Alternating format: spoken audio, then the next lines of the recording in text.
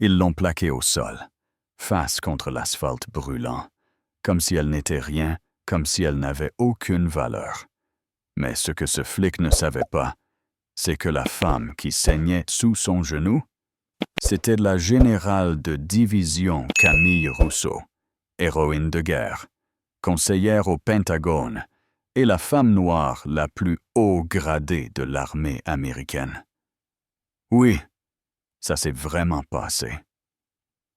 Laisse-moi te raconter depuis le début. Tout a commencé dans une station-service, en périphérie de Ruston, en Alabama. Camille venait à peine de quitter la pompe quand des gyrophares rouges et bleus ont illuminé son rétroviseur. Elle n'avait rien fait de mal, pas de vitesse, pas d'infraction. Rien. Juste être là. Elle a fait tout ce qu'on lui avait appris à faire, main visible, fenêtre ouverte, voix calme. Mais l'agent Clay Dorman, déjà la main sur son arme, pas de bonjour, pas d'explication, juste un « vos papiers ». Maintenant. Elle a répondu poliment, bougé lentement, mentionné qu'elle était militaire. Et il a rigolé.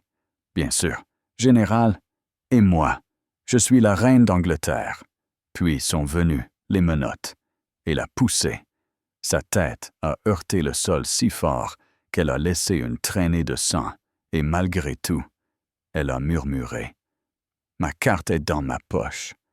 Mais à Ruston, l'uniforme ne valait rien. Au poste, les choses ont empiré. Le chef Randall Marks a souri en écrasant sa carte de médaille d'honneur avec sa botte sale.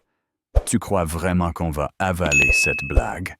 Ils l'ont traîné dans une salle crasseuse qu'ils appelaient « zone de traitement » et l'ont humilié pour sa couleur de peau, son uniforme, sa voix. Une agente a même soufflé. Encore une qui a grimpé grâce au quota.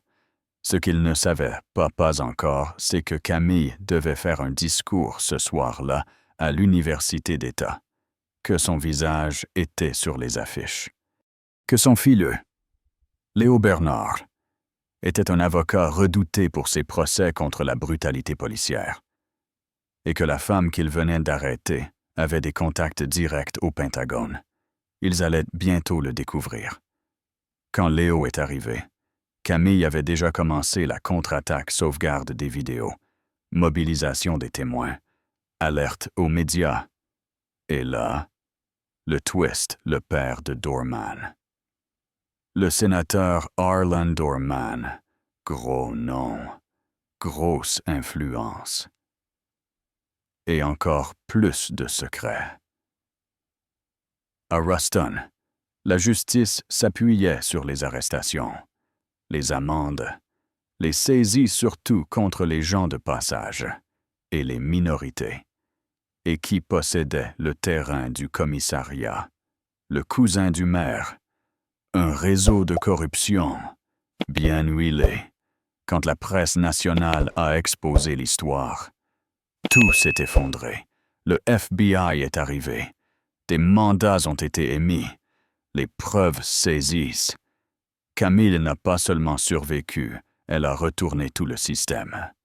Sur les marches du tribunal, devant les caméras, elle a dit « Ce n'est pas mon histoire qui compte. C'est celle de tous ceux qu'on écrase en silence, sans uniforme, sans avocat, sans caméra. Mais juste quand on croyait que c'était fini, Camille est revenue. Elle est entrée dans le même commissariat où on l'avait rabaissée tête haute, uniforme impeccable, sous les caméras du monde entier. « Je viens de me rendre, » dit-elle calmement, « et vous remettre ceci, tout en tendant aux agents du FBI les mandats d'enquête. » L'agent Dorman. Pas eu le temps de respirer qu'il était menotté, avec ses propres menottes, ironiques. Non. Mais cette nuit-là, un mot a été glissé sous la porte de Camille. « T'aurais dû la fermer. C'est pas fini. Alors dis-moi à ta place, tu serais resté pour te battre, ou t'aurais fui pour protéger ta famille. Parce que parfois, La justice a un prix. Et parfois, ceux qui survivent doivent décider si dire la vérité vaut le feu qu'elle allume. Dis-nous ce que tu en penses dans les commentaires. Camille a-t-elle eu raison de tout révéler? Ou aurait-elle dû se taire? Parlons de justice, de pouvoir et du moment Maoutro. C'est trop.